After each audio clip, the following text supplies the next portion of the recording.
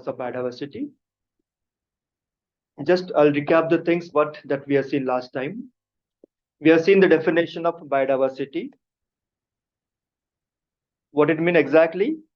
The biodiversity is basically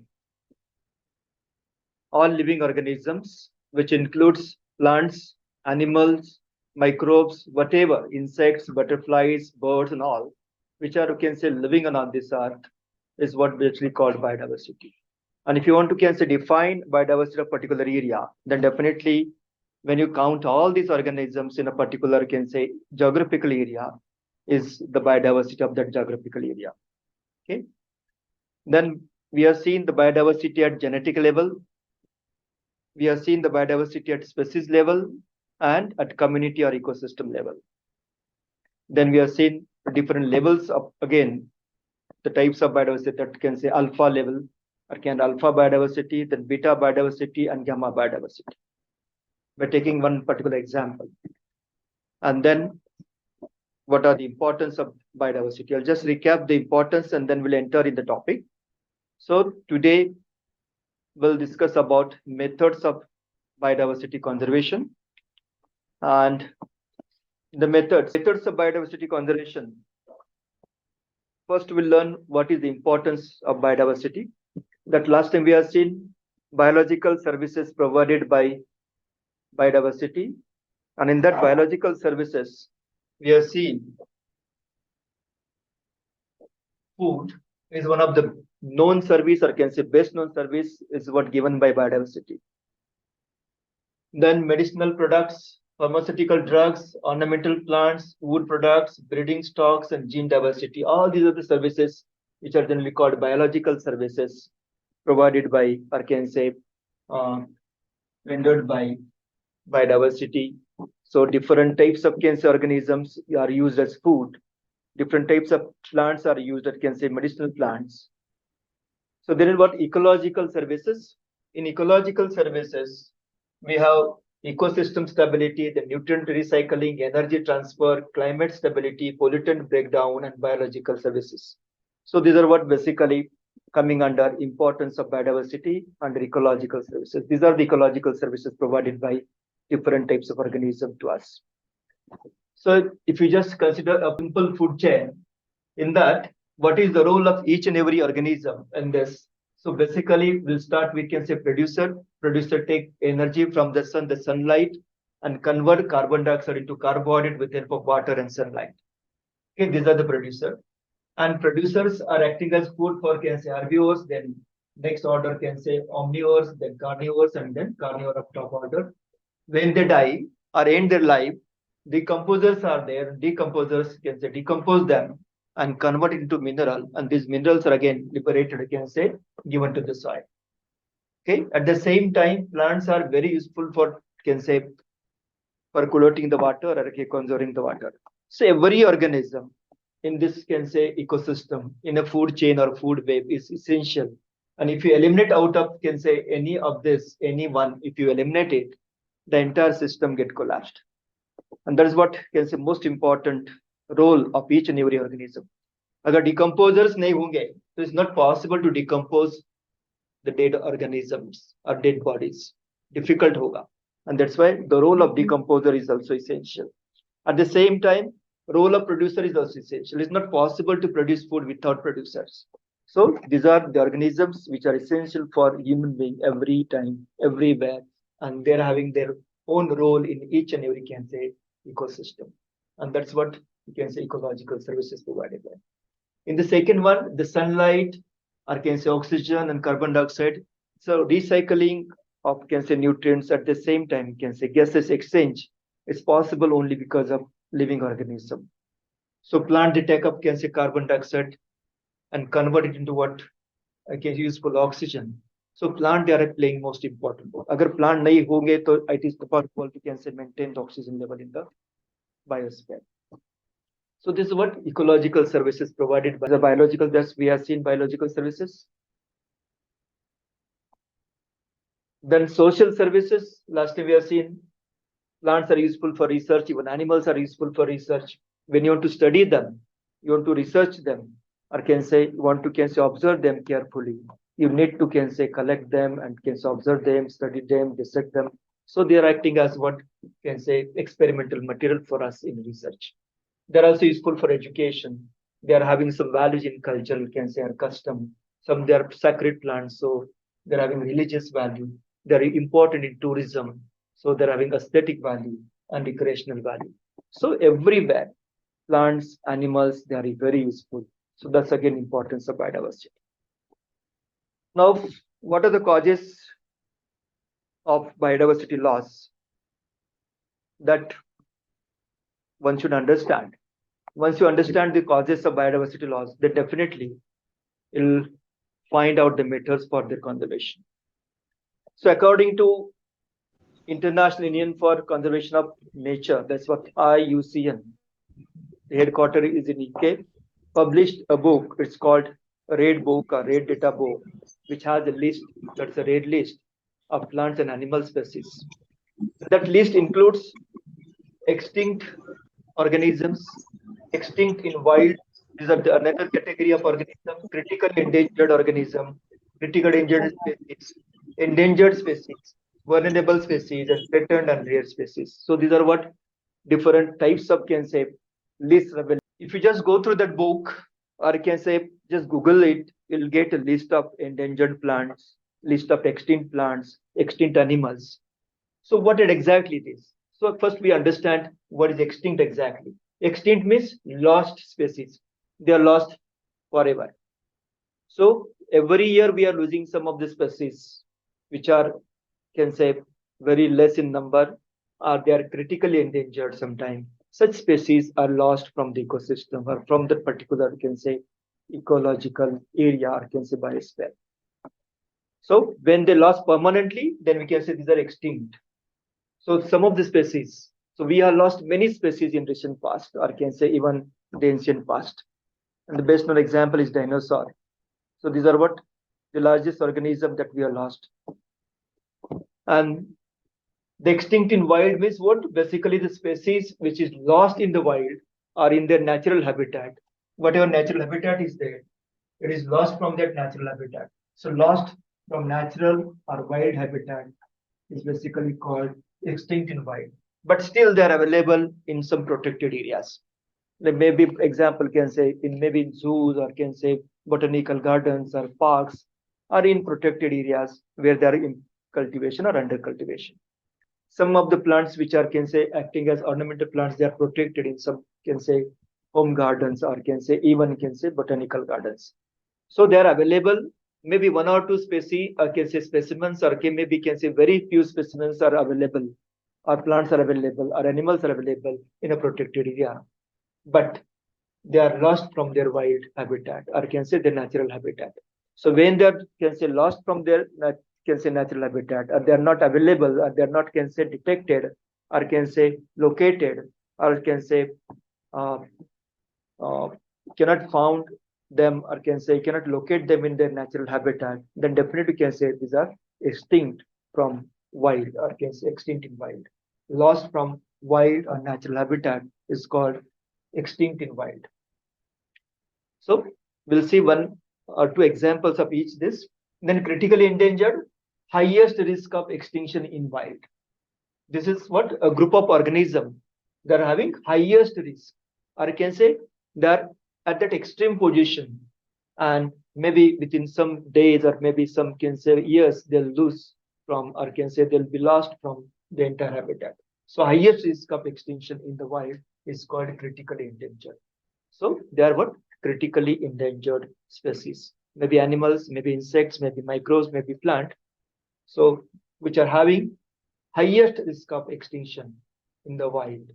But still they are can say protected in cultivated areas or in can say human settlement. Then these are called critically endangered. Very few specimens are available or can say organisms are available. Then endangered, risk of extinction in the wild. So there is what can maybe some risk is there. So maybe in coming some years or maybe in decades, they'll will be lost from that particular habitat. So these are called endangered. Vulnerable, population has declined at least 50%. When the population goes down to the 50% और 50% से भी कम हो जाएगा अगर population, तो definitely हम उसको बोलेंगे vulnerable. They're threatened. Many can say they may become endangered in the foreseeable or can say future. आने वाले कल में कुछ दिनों में वो endangered बन सकते हैं. And then rare, uncommon, and found in isolated locations. So these are what different categories given in the book. So in red data book, we'll get the list of all these, which species are extinct or can say already lost from the surrounding or from the ecosystem, which are under danger or critical danger, or maybe can say likely to can say lost and threatened. So these are different groups of organisms. And if you just understand all this, then definitely you'll find out some of the can say. So what are the causes of biodiversity? Why plants or animals they can say extincted or can say they are endangered or they are coming under that particular category?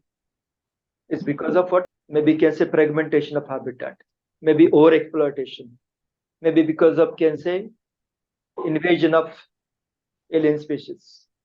I think there's spelling mistake, alien species, and then coexistence. And nowadays we are experiencing sixth major extinction period. So it's what human, and this is what human driven sixth major extinction process is going on. So habitat loss, maybe because of can say human activities, maybe some of the species are endemic to particular area. And if there is a fire in a forest, entire area suppose get burned, then definitely entire plants or animals they're lost from that area. And because of some other human activities, if you cut down the entire forest and some species are endemic to that area, endemic means the species which are growing in a specific area and they're not available somewhere else. So then that can be considered lost from that entire habitat. That's habitat loss. पूरा habitat उनका loss हो जाता है. It's not possible to can say find out this plant again and grow them and multiply them. Fragmentation, maybe because of can say road widening or can say because of your having can say constructing road in the forest itself. Forest को divide कर देते हैं. And एक habitat के दो habitat fragment कर देते हैं.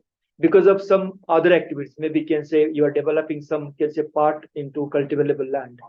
वो तो पूरा part आप cultivation में लाएंगे. तो forest area को आप divide कर लेते हैं. This is fragmentation.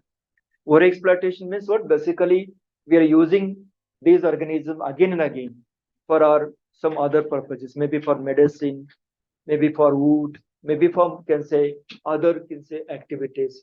अगर हम इसको पूरा ओवर एक्सप्लॉइट करेंगे तो डेफिनेटली लॉस होने के चांसेस है. Invasion of foreign species, non indigenous species, there are certain example of that non-indigenous species which are growing in India also. So this best example is Lantana camera or Parthenium. These two, I think they're very commonly known to us. Even there is can say Alternanthera, Epetorium is there, Ecornia is there, Pistae is there. These are what different examples. Some of the plants are introduced as ornamental plants. Some they came along with grains or can say some imported products.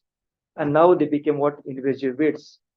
So there is a moment against this biological invasion and people are working against this plant. They are trying to eradicate them. Still, these are what occupying the areas and not allowing natural or can say indigenous plant or can say plants of that particular locality to grow. So this what invasion of foreign species or can say exotic species, and they are what disturbing the indigenous species and not allowing them to grow in their natural habitat. So that's again the possibility that indigenous species will extinct because of this invasive species. Co-extinction is another, you can say, mechanism where one of the organisms suppose lost from the ecosystem, the other organism dependent on that will be lost. Say for example, there are certain pollinators. If you take out the pollinators from the ecosystem, so there is no possibility of pollination, and pollination nahi hoga, there is no pollination and no fertilization, no fruit development. So again, the plants will be lost from the ecosystem because it is not possible for plants to develop seeds. Because pollination जरूरी होता है. So इसलिए co-extinction अगर एक गया तो दूसरा automatically जाना है because they are correlated, they are dependent or interdependent. So that's what you have to find out which plants, which animals are interdependent. Okay. some of the species which are can say essential, some of the can say birds which are essential for pollination of yucca. अगर उस bird को निकाल देंगे तो possibility ये है कि आपका पूरा प्लांट ही जाएगा. So this is what co-extinction. So habitat loss, fragmentation, overexploitation, invasion of can say foreign species or can say exotic species, and co-extinction. These are some of the can say causes of biodiversity loss. And the sixth major one is what just started, you can say, and where this sixth major extinction or even seventh will can say is just can say ahead. So this will be major extinctions, and yet human is responsible for this. And it's what because we are can say started developing certain activities, civilization, colonization. These are what different roles that we are playing, and can say we are developing urban areas, settlements, and all. So because of that, certain plants they are lost from their natural habitat. Okay, so human activity एक ऐसा activity रहेगा जब ये sixth major extinction के लिए responsible रहेगा. So these are what causes of. तो होगा क्या देखिए. So just will take one or two examples from animal kingdom which are lost in recent past. क्या क्या loss हो चुका है. The first example is what dodo is what flightless bird. Mauritius में ये स्थित था पहले, पूरा लॉस हो चुका है. It's now extinct. ये जो बर्ड है ये फ्लाइटलेस बर्ड, ये फ्लाइट नहीं ले सकता. And now this bird is extinct from the ecosystem.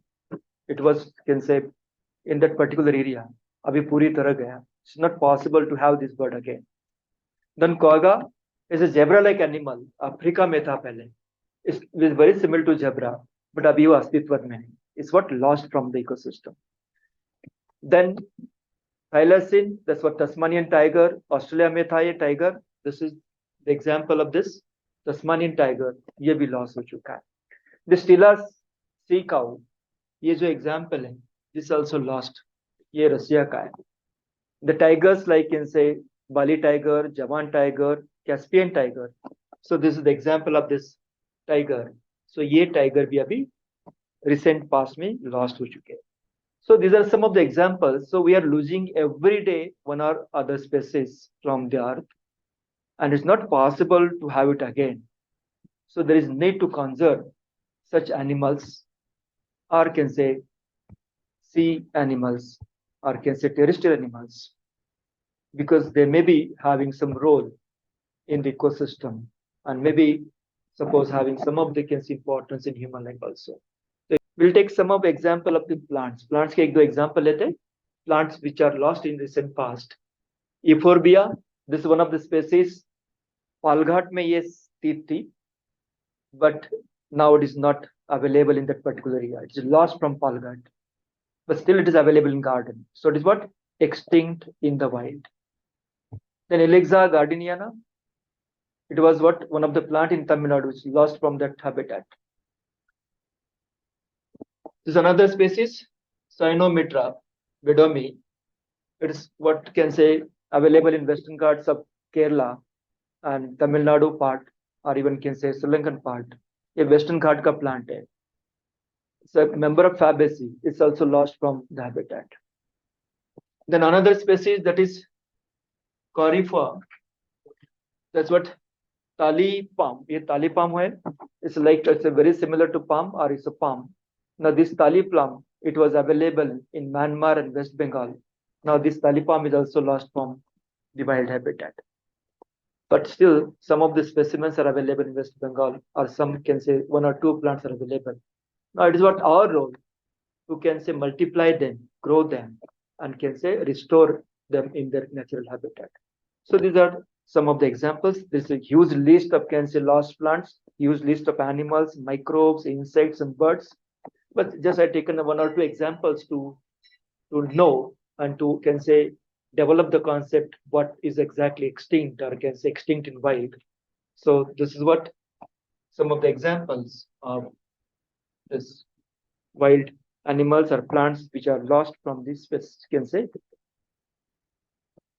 Now, if you want to conserve them, then what suitable methods are available for conservation? Now we'll see some of the methods. These methods are basically categorized or can say classified into two: conservation of biodiversity. The first one is in situ conservation. This is in situ conservation. Means conservation on site. जहां पर वो होते थे वहीं पे उनको conserve करना है. Conservation on site or in their natural habitat, that's called in situ conservation. The second one is ex situ conservation. What? Conserve the animals or plants by taking them away from their natural habitat and protecting them or growing them in protected or can say in a particular area where with protection, with utmost care, they are grown and multiplied. So these two methods are available now, in situ conservation and ex situ conservation. Now we'll see these two methods in detail, one by one, and understand them. What is in situ methods of conservation and what are ex situ methods of conservation. First, we'll see in situ methods. Under in situ methods is national parks, wildlife sanctuaries, biosphere reserves, and sacred groves. These are four different, can say, methods are available: national park, wildlife sanctuaries, biosphere reserves, and sacred groves. Under ex situ conservation, zoological parks, botanical gardens, gene banks, and cryopreservation. So these are again some of the methods which can be used for ex situ conservation. Okay. Now, in situ conservation is basically conserve the plants or animals or insect, whatever they are there, or can say conserve them in their natural habitat. जहां पर वो पहले होते थे वहीं पे उनको आपको conserve करना. Biosphere reserves. Now, what are biosphere reserves basically? So, biosphere reserves are basically the areas or protected areas. These are basically large areas, बड़े areas होते हैं, meant for conservation of plants and animals. So in biospheres, we can conserve plants and animals together. These are what basically larger areas, बड़े area होते हैं. So these are established by country. So this what पूरा government country उस पे ध्यान देता है, and they are what recognized by UNESCO under Man and Biodiversity program. That's the program is called Man and Biodiversity or Biosphere program. ये program के अंदर UNESCO के अंदर ये recognize होता है. So these are larger can say major geographical areas meant for conservation or can say used for conservation of animals and plants. इस larger area में आपको उनको conserve करना होता है.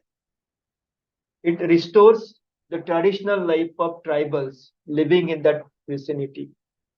इसमें tribals को भी consider किया है, and tribals those who are can say living in that particular can say area or in that ecosystem or biosphere में अगर वो हुए उनको वहां पर एक importance दिया जाता है, and they are allowed to can say live in that particular area and grow certain plants which are required for their livelihood. So these are learning places for sustainable development. So these places are can say used to research for can say sustainable development. एक sustainable development क्या होता है, उसको कैसे study करना चाहिए, what methods are there, so how to sustain living things, उसको study करने के लिए आपको ये areas का use होता है. So basically what these are, basically these are larger areas where plants and animals are conserved. दोनों भी plants and animals conserved in larger areas, established by a country and recognized by UNESCO. दोनों ने उसको ध्यान दिया है. किसने recognize किया है? These are developed concept or can recognize or identified by a country. India में कुछ ऐसे areas identify किए and these are recognized by UNESCO. Restores traditional life. एक traditional life वहाँ पर उसको restore करने के लिए, and here they are also used for learning places or care as a learning places, and basically what learning you can say go for sustainable development. Now, how many biospheres are there in India? अगर किसी ने question पूछा तो definitely the answer is what we have total 18 biosphere reserves in India.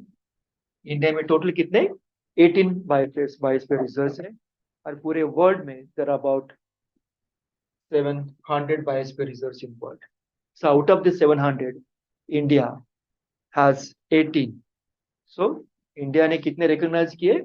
Only 18 biosphere reserves are recognized in India. And the best one example is in Tamil Nadu. That's Nilgiri Biosphere.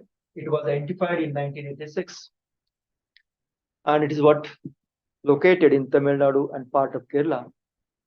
Then cold desert, Himachal Pradesh में जो cold desert है उसको भी identify. So likewise, you can have a total 18 say biosphere reserves in India.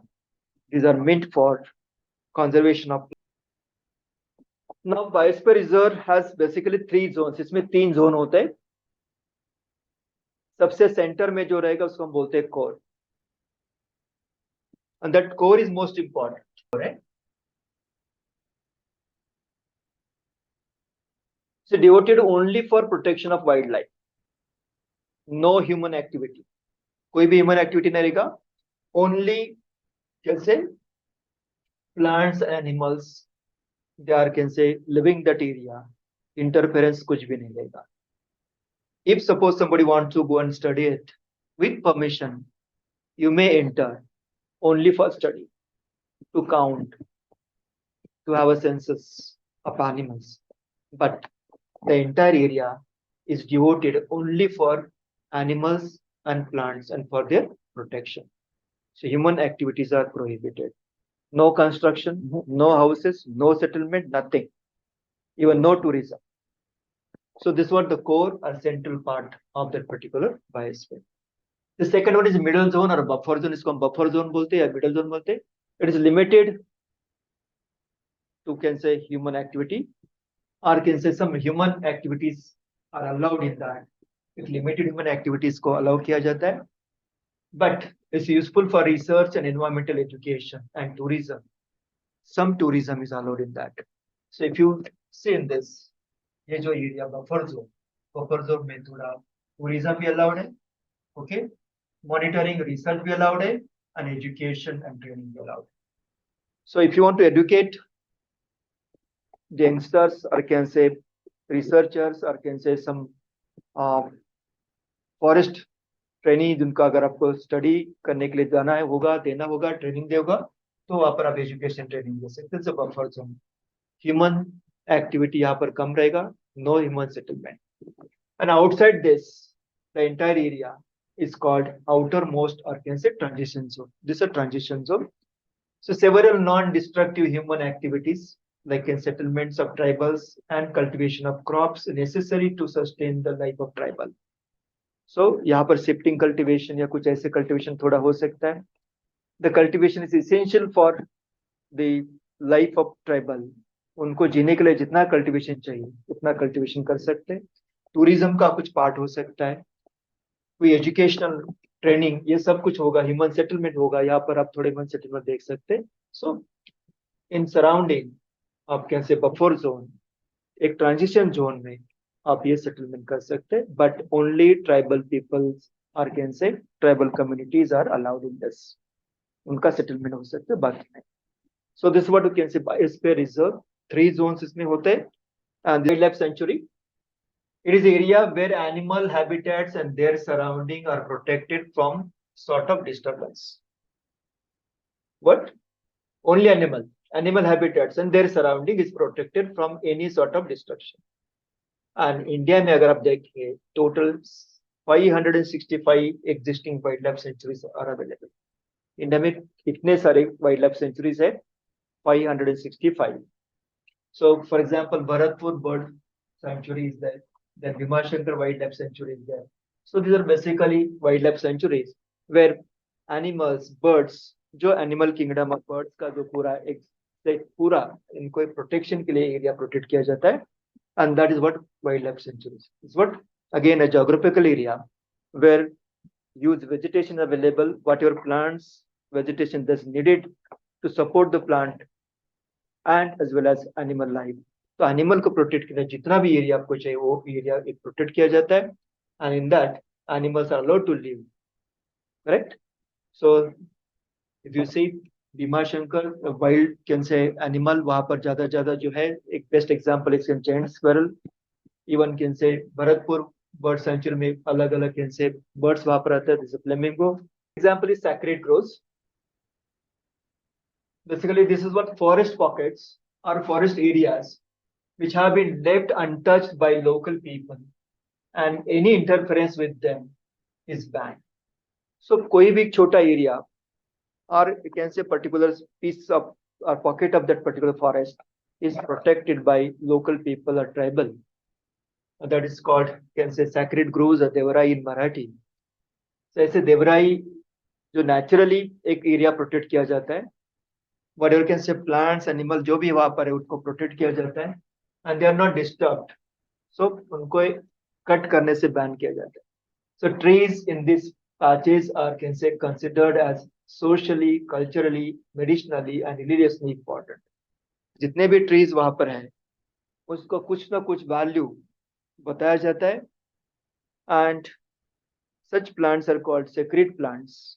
For example, we have, can say, banyan plant is sacred plant, then shami is what known sacred plant, people, then kadam, then belpatra, bilpatra. So these are some of the plants which are, can say, according to Hindu mythology, these are sacred plants and we are worshipping them. So likewise, in even tribal area, some areas are protected and the plants which are available in that area are, can say, protected. So this is one of the, can say, Devrai. This again the God's forest. This is, I think, photo taken by Sachin Punekar. This is what area where plants are protected by local people. So this is the way we can conserve them in their natural habitat, and that's why we can say it is what in situ method of conservation.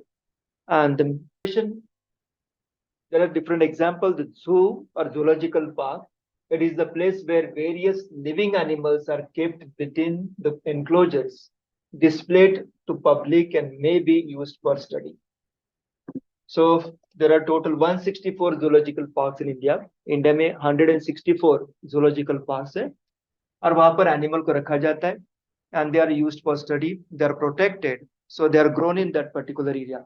उनको अपने natural habitat से लेके आते और उसी area में उनको protect किया जाता है. आई थिंक चेन्नई में जो एक अन्ना जोलॉजिकल पार्क इन चेन्नई और दूसरा है हमारा राजीव गांधी जोलॉजिकल पार्क एकात्र. सो अलग अलग जोलॉजिकल पार्क है.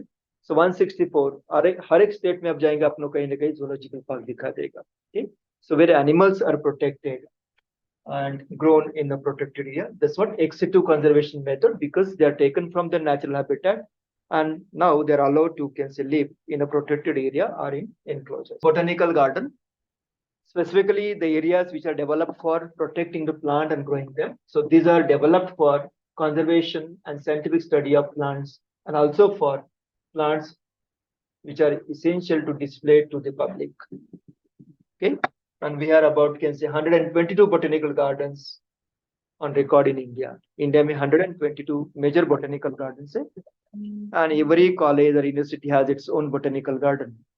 So this is Acharya Jagdish Chandra Bose Botanical Garden, Kolkata का सबसे पुराना garden, and you can say the water lily, or can say water plants, hydrophilites having, can say, larger leaves.